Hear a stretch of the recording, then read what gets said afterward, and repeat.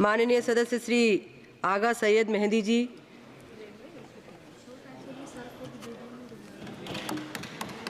Thank you madam.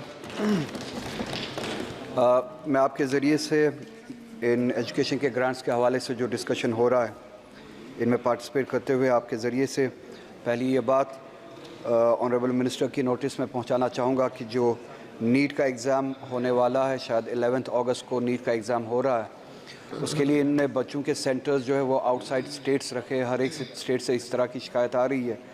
इसी तरह से जम्मू कश्मीर से भी बच्चे कह रहे हैं कि उनके सेंटर्स जो है आउटसाइड स्टेट रखे गए, 1000 किलोमीटर 2000 किलोमीटर के फासले पे रखे गए। तो उनके लिए इतनी शॉर्ट नोटिस में लॉजिस्टिक्स वगैरह वो ट्रैवल करना लगभग नामुमकिन होगा। तो मैं आपके ज़रिए से गुजारिश करना चाहूँगा कि सेंटर्स जो है एग्ज़ामिनेशन के लिए या नीट के टेस्ट के लिए वो अपनी स्टेट्स में रखे जाए स्टूडेंट्स के लिए। दूसरा ये कि कश्मीर में, जम्मू कश्मीर में जो एकेडमिक ईयर इन्होंने चेंज किया, अपनी मनमर्जी से चेंज किया। जम्मू में तो मार्च का एकेडमिक ईयर जो मार्च से शुरू होता है वो ठीक है, वो हमेशा से वैसे ही चला आता है।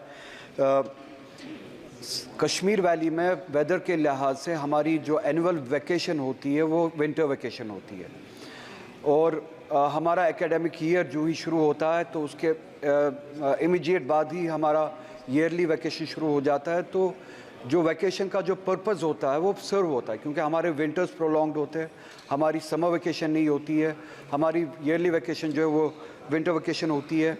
इन्होंने एकेडमिक ईयर जो चेंज किया, जो मार्च में लाया, उससे एक तो वैकेशंस का जो कंसेप्ट है वो भी ख़त्म हुआ, वो पर्पज़ सर्व नहीं होता है। दूसरा, बच्चों पे जो है वो डबल एफर्ट्स का जो है उन पे लोड पड़ता है। तो उनसे गुजारिश है कि वहाँ के क्लाइमेट को, वहाँ की जियोग्राफी को नज़र में रखते हुए एकेडमिक ईयर को चेंज करें एज़ इट वाज अर्लियर। हर चीज़ में एक निशान, एक मुल्क वगैरह ये लाना, अनरीज़नेबल चीज़ें लाना सही नहीं होता है। कॉन्ट्रैक्चुअल लेक्चर्स जो है हमारे रियासत में, उनके हवाले से कोई क्लियर कट स्कीम लाई जाए, क्लियर कट रोड लाया जाए। और एज होते जा रहे हैं हमारे जो पीएचडी होल्डर्स हैं, स्कॉलर्स हैं हमारे, वो कॉन्ट्रैक्चुअल बेसिस पे काम कर रहे हैं रियासत जम्मू कश्मीर में। अभी तक उनके लिए, उनको रेगुलराइज करने के लिए अभी तक न कोई स्कीम है, न कोई पॉलिसी है। उनके लिए कोई पॉलिसी लाई जाए।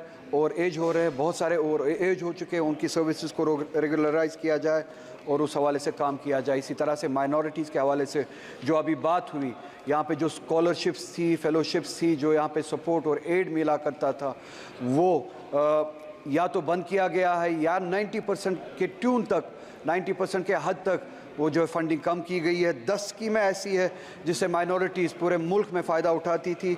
उन स्कीमों को, चाहे वो मौलाना आज़ाद स्कॉलरशिप हो, चाहे वो हमारी इसी तरह से दूसरी स्कीम्स है, पढ़ो प्रदेश, बेगम हज़रत महल नेशनल स्कॉलरशिप स्कीम, नया सवेरा, नया उड़ान स्कीम, स्पेम स्कीम जो थी हमारी, प्रधानमंत्री जन विकास कार्यक्रम जो था हमारा, या तो ये बंद कर दी गई है या 90% की ट्यून तक इनकी फंडिंग कम कर दी गई है।